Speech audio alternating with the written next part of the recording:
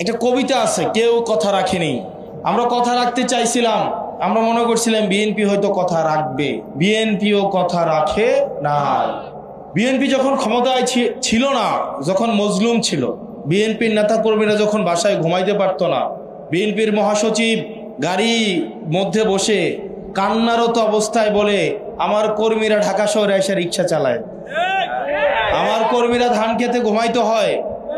বিএনপির নেতা কর্মীরা দীর্ঘ 17-18 বছর তারা জেল জুলুমের শিকার হয়েছে, বাসায় এসে ঘুমাইতে পারে নাই, বাপ মার জানাজায় আসতে পারে নাই, শিক্ষা জীবন শেষ করতে পারে নাই। অসংখ্য ছাত্রদলের নেতা কর্মী, অসংখ্য শিবিরের নেতা কর্মী।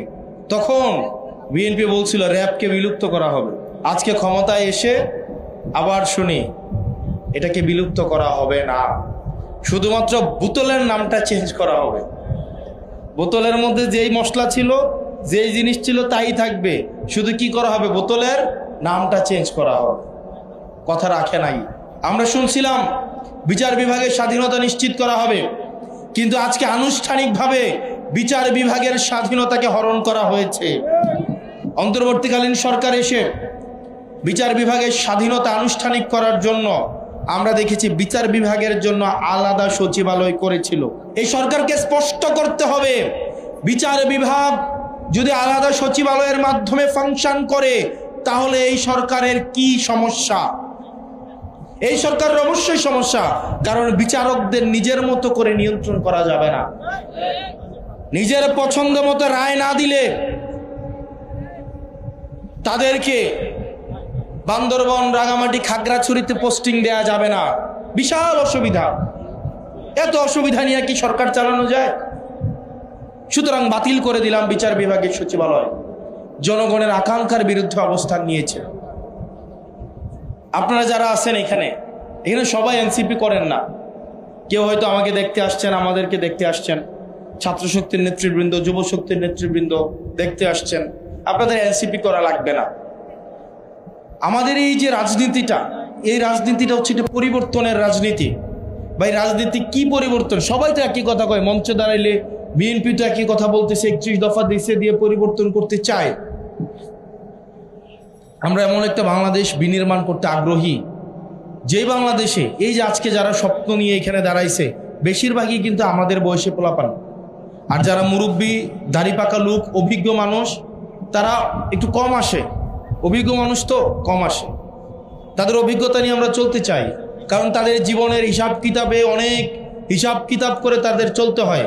তারা আমাদের সাথে হোয়াটসঅ্যাপে যোগাযোগ রাখে, তারা আমাদের সাথে মেসেঞ্জারে যোগাযোগ রাখে, কিন্তু অনলাইন ভার্চুয়ালি ফেসবুকে তারা হিসাব পোস্টে কমেন্ট করে না। তারা হোয়াটসঅ্যাপে শুভেচ্ছা জানাবে, অভিনন্দন জানাবে, আর সামনে আসলে ভাতিজা বুঝোই তো সরকারে তো অন্য একটা দল আসি, সমস্যা নাই আসি। কিন্তু আমাদের সাথে এই তরুণ প্রজন্ম যারা আছে, যাদের বস্তুভিত্তিক চাওয়া পাওয়া নাই, জাগতিক চাওয়া পাওয়া নাই, যারা রাত জেগে খেলা দেখে, চ্যাম্পিয়ন্স লিগ দেখে, এল ক্লাসিকো দেখে, সকালে আবার আইসা মিছিল করে, ওরা স্কুলে যায়, নিয়মিত পড়াশোনা করে, আবার অন্যায়ের বিরুদ্ধে প্রতিবাদ করে। এরা বাপের অন্যায়কেও ছেড়ে দিয়ে কথা বলে না, কারণ ওরা এই প্রজন্ম বুঝে গিয়েছে অবৈধ টাকায়, দুর্নীতির টাকায় বাপের লক্ষ লক্ষ, হাজার হাজার কোটি টাকা থাকার থেকে সততা দিয়ে এবং যোগ্যতা দিয়ে একবেলা খাবার খাওয়া আরো বেশি সম্মানের। সে সম্মান খোঁজে, এই প্রজন্ম কিন্তু সম্মান খোঁজে, কারণ এই প্রজন্ম বুঝে গিয়েছে এই জমি, অবৈধ টাকার জমি, অবৈধ টাকার ফ্ল্যাট, বিদেশের বেগম পাড়া জীবনের সম্মানজনক মৃত্যু নিয়ে আসে না। আমরা এই তরুণ প্রজন্মের জন্য একটা নিশ্চিত নিরাপদ একটা ভবিষ্যৎ বিনির্মাণ করতে চাই, যেখানে চাকরির জন্য আপনাকে নেতার দ্বারস্থ হতে হবে না, মেধার দ্বারস্থ হইলেই আপনি চাকরি পাবেন। আমরা চাই এই যে পুলিশ ভাইয়েরা আজকে গার্ডে আছে, আমরা চাই এমন একটা বাংলাদেশ বিনির্মাণ করতে যেখানে পোস্টিংয়ের জন্য তাদেরকে পয়সা দিতে হবে না। তারা চাকরি করে, আবার পোস্টিংয়ের জন্য একটা পোস্টিং হইলে 2-4 লাখ টাকা দিতে হয় তাদেরকে। ওনারা কি এই বাংলাদেশ চাই? আমরা চাই এমন একটা বাংলাদেশ যেখানে চাকরি পাইতে ঘুষ দেওয়া লাগবে না। আমরা এমন একটা বাংলাদেশ চাই যেই বাংলাদেশে প্রত্যেকটা মানুষ নাগরিক হিসাবে সে মর্যাদা লাভ করবে।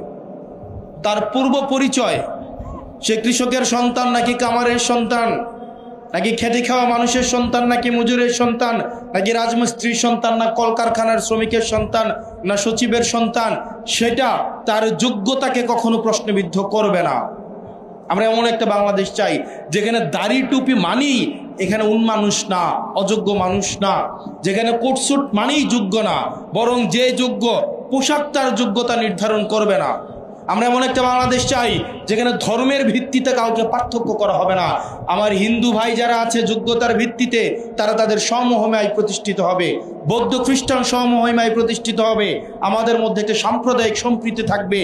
নারীদেরকে কেবল নারী বলে তাদেরকে পিছিয়ে রাখা যাবে না, সমাজ থেকে তাদেরকে বাদ দেওয়া যাবে না, বরং প্রত্যেকেই তার যোগ্যতা দিয়ে তার স্ব জায়গায় সে প্রতিষ্ঠিত হতে পারবে, সবার জন্য সুযোগ উন্মুক্ত থাকবে। আমরা এমন একটা বাংলাদেশ চাই।